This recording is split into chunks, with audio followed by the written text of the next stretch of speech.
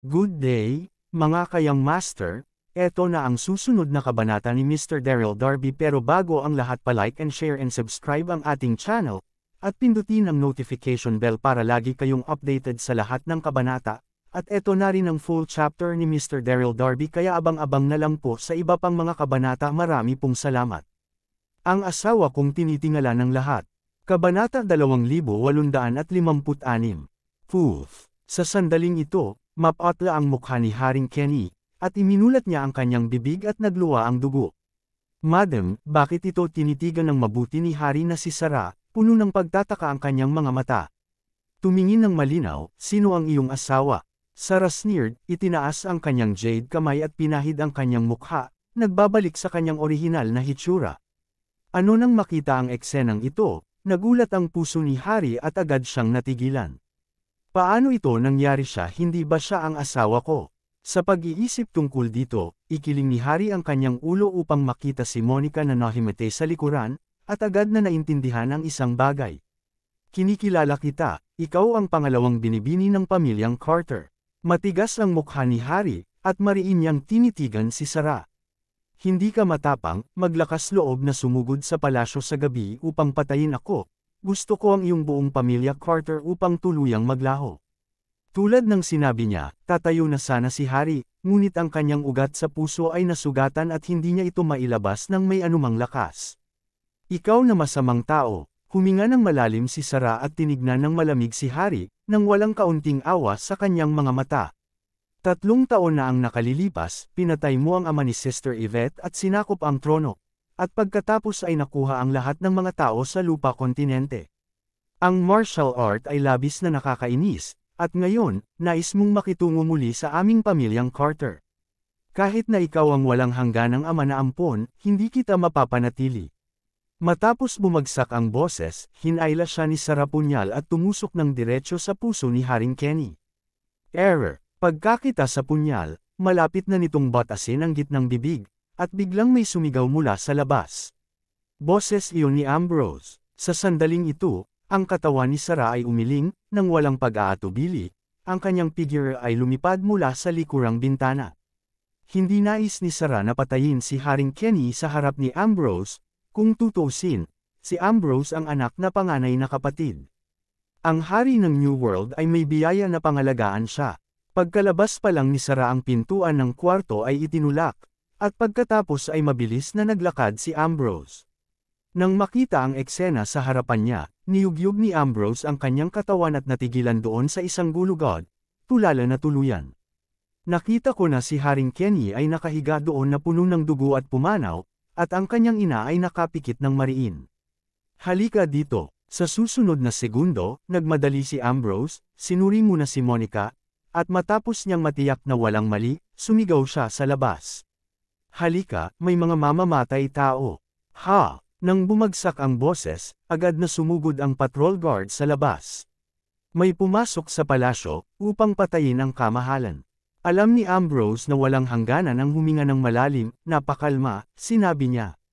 Kaagad na hinaranggan ang palasyo, hinanap ang bawat sulok, siguraduhing makahanap ng pumatay. Mabilis oo, bigla, malawak ang balita ng pagpatay kay Haring Kenny ay kumalat ng sabay-sabay, at ang buong palasyo ay nasa gulo. Sa kwarto, nagbabantay si Ambrose sa malambot na sopa, tahimik na nakatingin sa walang malay na Haring Kenny, na wala sa pag-iisip. Sa puso ni Ambrose, palagi niyang iginagalang si Haring Kenny. Kung hindi dahil sa kanya, maaaring hindi siya lumaki ng maayos. Gayunpaman, sa mga nakaraang taon, determinado si Hari na tanggalin ang kanyang biolohikal na ama na si Daryl at ang pamilyang Carter. Nakakalungkot para kay Ambrose na mahuli sa gitna. Ngunit ngayong pinatay si Haring Kenny, kalooban ba ng Diyos? Sa sandaling ito, naisip ni Ambrose sa kanyang sarili, at isang kakilakilabot na kaisipan ang sumulpot sa kanyang isipan. Kung namatay si Haring Kenny, hindi ba magkakaroon ng napakaraming mga problema? Umungol sa kanyang puso, handa nang gawin ito ni Ambrose, ngunit naiisip niya ang pag-ibig para sa kanyang sarili mula noong bata pa siya, ngunit pinipigilan niya sa kabilang panig, sinamantala ang gulo sa palasyo, mabilis na nakalusot si Sarah. Pagkatapos nito, hindi nag-atubili si Sarah, at muling ginamit ang 1,000 mukha ng walang aspeto, na naging itsura ni Monica at direktang pumunta sa bilangguan ng imperyo. Sa sandaling ito, sa bilangguan. Kabanata 2857. Dax, Yvette at iba pa ay isa-isang naupo sa cell na mukhang malungkot. 2 araw na ang nakalilipas, at hindi ko alam kung may naisip bang paraan ha. Sa sandaling ito, ang pintuan ng cell ay itinulak bukas, at pagkatapos ay isang dosenang mga cell guard, na nagbabantay sa isang payat na figure, lumakad ng dahan-dahan, at ito ay si Sarah. Siyempre, ang Sarah sa oras na ito ay nakadamit bilang Monica. Ang imperial na babae, ang lahat ng mga bilanggo ay narito, wala sa kanila ang tumakas. Sa oras na ito, magalang na sinabi ng nangungunang bantay kay Sarah. Ngayon pa lang, ginamit ni Sarah ang pagpatay sa kanyang kamahalan bilang isang dahilan upang suriin ang mga nagkakulong sa bilangguan. Wala sa mga gwardya na ito ang may katiting na hinala, ay siya. Nang makita ang eksenang ito, maging si Yvette, Dax at iba pa, natigilan silang lahat. Ang Monica na ito ay babae ni Daryl, na itinago sa palasyo ni Haring Kenny ng maraming taon at nawala ang kanyang kalayaan. Bakit bigla siyang napunta sa selda ngayon narito ba upang iligtas ang mga taong katulad mo napakahusay? Sa sandaling ito, si Sarah ay tumingin sa paligid at nakita na ang lahat ay ligtas. Tuwang-tuwa siya, ngunit gumawa siya ng isang walang malasakit na hitsura ngayon lang, pinaslang ang iyong kamahalan. Dapat ay naiugnay ito sa mga taong ito. Dapat mag-imbestigahan sila ng mabuti ng palasyo. Ilabas mo silang lahat. Hindi malakas ang tinig, ngunit hindi ito pagdudahan. Pinag-uusapan kung saan, nais ni Sarah na makilala si Yvette, ngunit isinasaalang-alang ang napakaraming mga bantay sa paligid, pinigilan pa rin niya. Bukod dito, sa lakas ni Sarah sa oras na ito, hindi isang problema ang sapilitang alisin si Yvette lahat, ngunit ang Yvette lahat ay walang panloob na lakas. Kapag hinabol sila ng Imperial Forest Army, ang mga kahihinatnan ay magiging mapahamak. Ano nang marinig ito, sina Dax, Yvette lahat ay nagbago ng kanilang mga ekspresyon, at ang kanilang mga puso ay puno ng sorpresa. Sa kabutihang palad, ang langit ay may mga mata, at si Hari ay pinatay. Ang nakagulat ay ang babaeng ito na talagang nagtanong sa sarili at sa iba pa kay Haring Kenny. Akala ko, lahat ay takot. Sa oras na ito, ang namumuno sa bantay ay tila nahihiya, nag-aalangan at sinabi, "Lady, natatakot ako na ito ay hindi naaangkop, bago espesyal na iniutos ng kanyang kamahalan, nang walang mga tagubilin sa bibig, walang sinumang dapat ulitin ang mga ito kabum." Narinig ito, naging malamig ang mukha ni Sarah, at sumigaw siya. "Ano, ang mga salita ng palasyo na ito ay walang silbi sa iyo, hindi ba? Ngayon ang iyong kamahalan ay nasa isang pagkawala ng malay, at ang pangunahing prioridad ay upang mahuli ang mamamatay tao. Kung naantala ito kakayanin mo huwag maglakas loob, huwag maglakas loob." Nang makita ang galit na nanginginig ang gwardya at mabilis na umiling. Ang sumunod na segundo, winagiway ng gwardya ang kanyang kamay. "Halika, ilabas mo ang mga taong ito upang makapagtanong ang emperador." Wow! Nang bumagsak ang boses, ang mga nakapaligid na gwardya ay lumakad at isinama ang bawat isa kay Yvette isa-isa palabas ng cell. Monica sa sandaling ito, si Yvette ay tumingin kay Sarah, hindi maitago ang pagiging komplikado sa kanyang puso, at mahinang sinabi, "Bakit hindi ba masarap kang patayin ka ni Haring Kenny kapag namatay siya, ikaw maaaring makasama si Daryl Reunion, bakit abala upang siyasatin ang mamamatay tao nang bumagsak ang boses?" Tuwang-tuwa na sinabi ni Dax. "Ate huwag pag-usapan ito, sa palagay ko ang babaeng ito ay sanay sa kasaganaan at kayamanan, at nakalimutan niya ang estilo." Nang sinabi niya ito, si Dax ay galit sa puso ni Dax, palagi siyang nakikiramay kay Monica. Ang dalawang tao na malinaw na nagmamahal ay hindi maaaring magsama, ngunit sa oras na ito, biglang nawala ang simpatsya sa kanyang puso. "Oo, nakalimutan ko na si Daryl matagal na ang nakakaraan." Nakaharap sa tanong ni Yvette, huminga ng malalim si Sarah at sadyang malamig na sinagot, ngunit lihim na kumurap kay Yvette. Si Yvette ay isang matalinong babae, at nagulat ang kanyang katawan nang mapansin niya ang kindat ni Sarah. Hindi niya sinusubukan na tanungin ang mga taong ito, ngunit upang may save ang lahat. Di nagtagal, sa ilalim ng utos ni Sarah, inilabas ng mga gwardya si Yvette at lahat mula sa bilangguan. Kabanata 2858. Dahil ang bilangguan ay malapit sa gate ng kanluran, kaya't iniwan niya ang bilangguan, at sarang humantong sa lahat ng direkta sa kanlurang gate. Sa oras na ito, napagtanto ng nangungunang gwardya na may mali at hindi mapigil ang sabihin. Hindi ito interrogating sa mga bilanggo na ito bago siya natapos sa pagsasalita. Nakita niya, si Sarah na nagpapakita ng isang malalim na ngiti, at saka siya itinaas kamay. Ang palad ay tumama sa nangungunang bantay. Ang dahilan kung bakit hindi kumilos dati ay dahil maraming mga bantay sa lungsod ng Imperial, ngunit ngayon na iniwan niya ang lungsod ng Imperial, wala na si Sarah. Boom! Mabilis na bumaril si Sarah, at ang nangungunang gwardya ay hindi makapagreaksyon, humagulal at nanghimatay diretso sa lupa. Ano nang makita ang eksenang ito, ang mga nakapaligid na gwardya ay nagulat, at kaagad pagkatapos, biglang nagpakita ng sakit ang kanilang mga mukha. Sa oras na ito, malinaw na nadama ng mga gwardya na ang kanilang panloob na lakas ay hindi maaaring gamitin, at sa parehong oras, ang kanilang buong katawan ay malambot. Oo, nang pumasok si Sarah sa bilangguan, nalasan niya ang mga gwardya na ito, at ang nangungunang gwardya ay medyo malakas. Kung sakali, pinili ni Sarah na direktang matulala. Ako para akong nalasan at hindi ko ginamit ang aking panloob na lakas ay, nalasan din ako. Bakit ang isang dosenang gwardya ay nagpapanik, at tumingin sa Sarah sa parehong oras? Hindi lamang sinabi ng ilang mga salita, ang mga gwardya na ito sunod-sunod na nahimatay sa lupa, walang malay. Nakikita ang eksenang ito, alinman kay Yvette, Dax, lahat sila ay nakalulugod na nagulat. Lalo na si Yvette, nakatingin ng mabuti kay Sarah, ay labis na nasiyahan, alam na hindi malilimutan. Sa oras na ito, naisip ni Yvette na ang nasa harap niya ay si Monica. Kapatid na Dax, sa sandaling ito, tinanggal ni Sarah ang pagkubli sa kanyang mukha at tumingin sa lahat ng nakangiti mga kapatid, naghihirap ka. Sarah pagkakita sa kanya, lahat ay nagulat at masaya, ano ang nangyayari? Si Monica sa harapan niya ay si Sarah na nagpapanggap gayon din, saan niya natutunan ang disguise technique. Napakagulat nito, halos hindi ito makilala. Little girl, sa wakas, si Yvette ang unang nag-react at tumingin kay Sarah ng may pag-iisip. What the hell is going on? How did you pretend to be Mrs. Monica? Sa parehong oras, lahat ng tao sa paligid ay nagmamasid ng mabuti. Kasama si Sarah, naghihintay para sa kanyang sagot. Si Sarah ay ngumiti ng mahina kung hindi ako nagpapanggap na siya, paano kita may save tulad ng aking disguise, ipapaliwanag ko sa iyo sa paglaon kapag may oras ako. Pagkatapos, sumulyap si Sarah sa direksyon ng lungsod ng imperyo at nagpatuloy. Pinatay ko lang si Haring Kenny at ngayon ang palasyo ay nasa gulo. Tinansya na hahanapin ito ng Royal Forest Army, magmadali tayo. Ang pinaslang niya si Haring Kenny. Sa sandaling ito, ang lahat ay nabigla ulit, ngunit nang makita na hindi nagbibiro si Sarah, nagmadali sila sa malayo at nawala sa gabi sa isang kisap mata. Alam ng lahat na ang pagpatay kay Haring Kenny ay hindi maliit na bagay, at kailangan mong umalis dito sa lalong madaling panahon. Sa kabilang panig, New World Palace. Ang hari ay pinatay, at ang buong naghaharing at mga partido ng oposisyon ay umiling.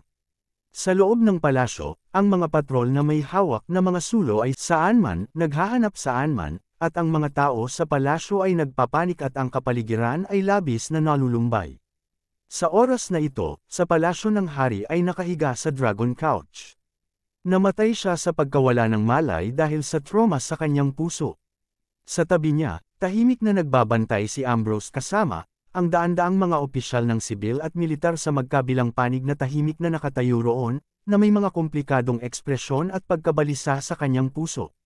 Ngayon pa lang, pagkatapos matuklasan ni Ambrose na pinaslang si King Kenny, dali-dali niyang dinala siya sa palasyo ng Guangfu, at pagkatapos ay nagpadala ng mga tao upang ipatawag ang mga opisyal ng sibil at militar. Tungkol naman kay Monica dahil walang pinsala, hindi nag-alala si Ambrose ang oras ngayon. Kabanata 2859. Sa oras na ito, nang makita ang sitwasyon ni Haring Kenny ay hindi maasahin sa mabuti, huminga ng malalim si Ambrose, pakiramdam ng sobrang inis. Ngayon lang, inutusan ni Ambrose ang eunuch na kumuha ng maraming elixir mula sa palasyo, ngunit hindi umunlad si Hari. Hindi lamang iyon, iminungkahi din ng mga opisyal ng sibil at militar ang ilang pamamaraan, ngunit wala sa kanila ang gumana. Narito na si Dr. Luo. Sa sandaling ito, nakarinig ako ng isang alon ng pagkabalisa. Pagkatapos, isang veterano na may buhok na pilak ay mabilis na pumasok sa silid-tulugan, na tila matanda, ngunit masigla. Ito ang sikat na palasyo ng pahayag. Ang emperador na manggagamot, Luo Ping. Sa isang iglap, ang mga opisyal ng sibil at militar ay dali-dali siyang binati, at si Ambrose din ay nagmamadali ring bumangon. Si Luo Ping ay veterano ng pamahalaang sentral, at ang hari ng Kuangping ay dapat magalang sa 3 puntos. Dr. Luo, tingnan mo oo, ang kalagayan ng iyong kamahalan ay parang kakilakilabot. Huwag kang matakot, dapat magkaroon ng paraan si Dr. Luo. Lahat ay nagsalita at pababa, at si Ambrose ay hindi maipaliwanag na naiirita. Sa susunod na segundo, tumingin si Ambrose sa paligid at malamig na sinabi. Dumating na si Dr. Luo, lahat dapat manatiling kalmado, lumabas muna, at huwag hadlangan si Dr. Luo sa pagbibigay ng diagnosis sa iyong kamahalan. Hula, matapos mahulog ang mga salita, isa-isang tumahimik ang mga opisyal ng sibil at militar, at pagkatapos ay sunod-sunod na lumabas ng kwarto. Bagaman si Ambrose ay hindi biolohikal na prinsipe ng kanyang kamahalan, siya ay nadala, at si Ambrose ay makapangyarihan at may mataas na karangalan sa korte. Sa oras na ito, nakikita siyang nagsalita, sino ang maglakas loob na salungatin siya? Dr. Luo, bilasan mo at tingnan kung ano ang nangyari kay Emperor Father. Nang makita na ang lahat ay lumabas, magalang na sinabi ni Ambrose kay Luo Ping. Tumango si Luo Ping, unang sumulyap sa mukha ni Hari, at pagkatapos ay nagsimulang magpalso. Makalipas ang 12 segundo, bahagyang nagbuntong hininga si Luo Ping, ang kanyang ekspresyon ay napakamarangal, at sinabi kay Ambrose.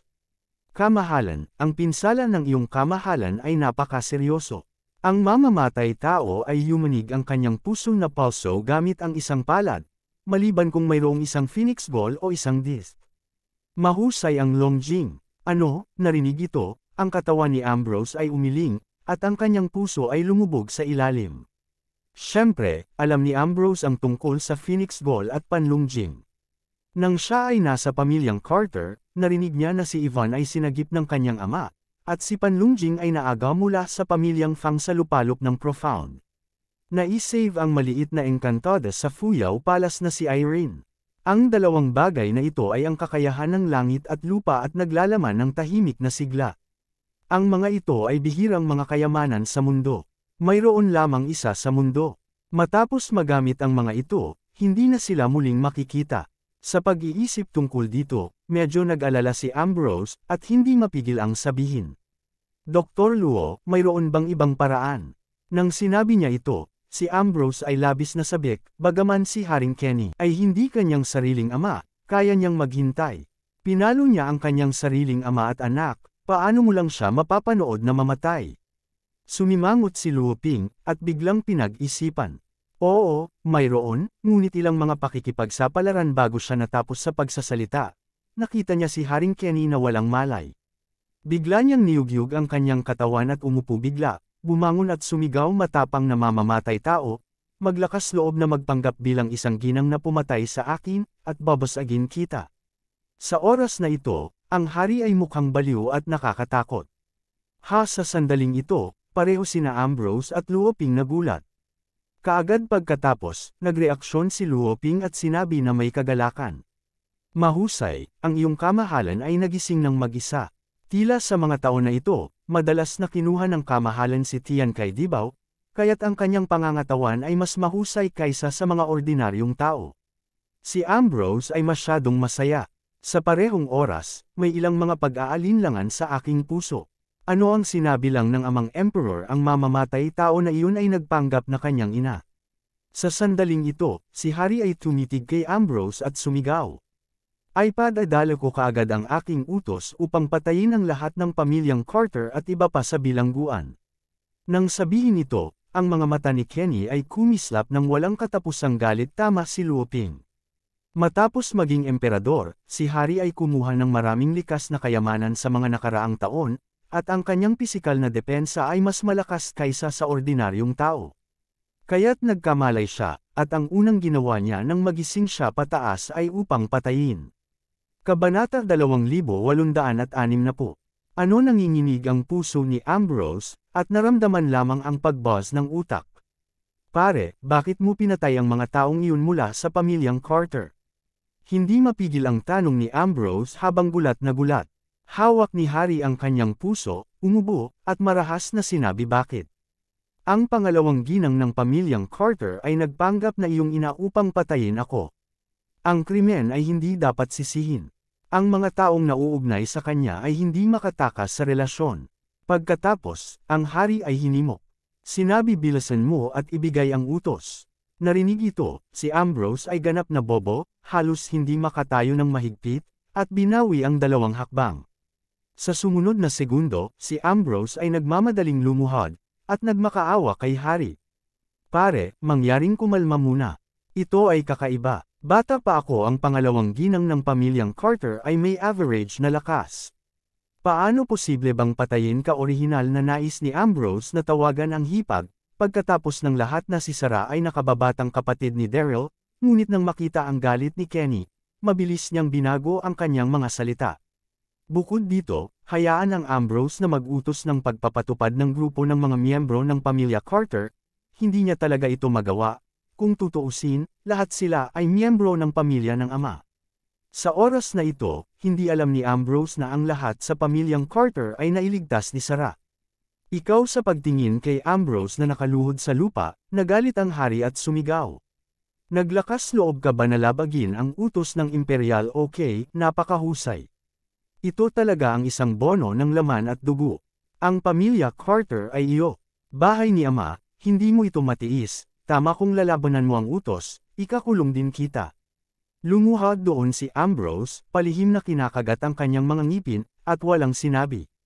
Kahit na siya ay parusahan, hindi siya maaaring lumabas upang magpadala ng mga order. Para sa isang sandali, ang malaking Guangfu Palace ay tahimik at ang kapaligiran ay lubos na solemna. Galit ng kamahalan. Sa sandaling ito, hindi mapigilan ni Luo Ping na akitin siya. Kapag nakikipag-usap sa mga gawain ng pamilya Carter, huwag mag-alala sa ngayon. Ang pinakamahalagang bagay ngayon ay ang pinsala ng iyong kamahalan. Sumulyap si Luo Ping kay Ambrose. Nagpatuloy ang iyong kamahalan ay maaaring magising mag-isa. Makikita na ang iyong kamahalan ay may maraming mabuting kapalaran. May isang paraan para sa matandang ministro. Marahil ang puso ng iyong kamahalan ay maaaring maibalik sa orihinal, ngunit ang tulong ng prinsipe ay kinakailangan. Nang marinig ito, huminga ng malalim si Haring Kenny, at sinabi sa kanyang galit. Ano ang magagawa ko pag-usapan natin? Seryoso, galit na galit si Harry nang makita niya ang paghihimagsik ni Ambrose, ngunit nagsalita si Luo Ping at kaya gawin mo lang ito. Hayaan mo itong pansamantala. Tutal, si Luo Ping ay isang veterano, kaya't kailangan niyang magpakita ng ilang mukha. Umungol si Luo Ping, at dahan-dahang sinabi kailangan mong ilabas, ang ginto, kahoy, tubig, sunog, lupa, at 5 uri ng panloob na alkami ng mga espiritong hayop mula sa bahay ng kayamanan sa palasyo. Ang mga panloob na alkamiya ay naglalaman ng kakayahan ng langit at lupa at maaaring pansamantalang magbayad para sa traumatiko na puso ng iyong kamahalan. Nais ng matandang ministro na isama ang kapangyarihan ng 5 panloob na alkami sa puso ng iyong kamahalan, ngunit ang panloob na lakas ng matandang ministro ay limitado, kaya kailangan niya ng tulong ng prinsipe. Mabuti, isang ngiti ang lumitaw sa mahinang mukha ni Harry at sinabi kung ito ang kaso, pagkatapos ay humayo ka at maghanda. Pagkatapos nito lumingon ang hari at sumulyap kay Ambrose, pagkatapos mong tumulong, pumunta sa harem upang samahan ang iyong ina. Huwag makisali, alam mo. Ano sa sandaling ito, ang puso ni Ambrose ay nabigla, at likas niyang lumaban. Malinaw na, pinilit ng kanyang ama na patayin ang mga miyembro ng pamilyang Carter at pinlano na ilagay sa ilalim ng pag-aresto sa bahay sa harem. Sa pag-iisip tungkol dito, nais ni Ambrose na tanggihan, ngunit nang makita ang matibay na pagpapahayag ni Harry, hindi siya naglakas loob na labanan sandali, kaya tumango siya at sinabi kinukuha ng bata ang utos. Kasabay nito ay sumang-ayon siya, si Ambrose ay labis na balisa, anong gagawin, wala na bang pag-asa ang pamilya Carter? Di nagtagal, sa ilalim ng kautusan ni Luo Ping, dinala ng maliit na beteng ang panloob na alkamiya. Ang mga panloob na alkamiya ay mga kayamanan ng palasyo ng imperial, at ang bawat isa ay isang panloob na alkamiya sa kaharian ng Emperor Wu. Susunod, sinimulang pag-usapan ni Luo Ping ang tungkol sa lakas ng mga panloob na alkemiya at isinama ito sa puso ni Hari, sa pagtulong ni Ambrose. Dapat sabihin na si Luo Ping, bilang unang emperador ng palasyo, ay may mahusay na kasanayan sa medisina. Sa isang iglap, matagumpay niyang isinama ang kapangyarihan ng 4 na panloob na alkemiya sa puso ni Haring Kenny.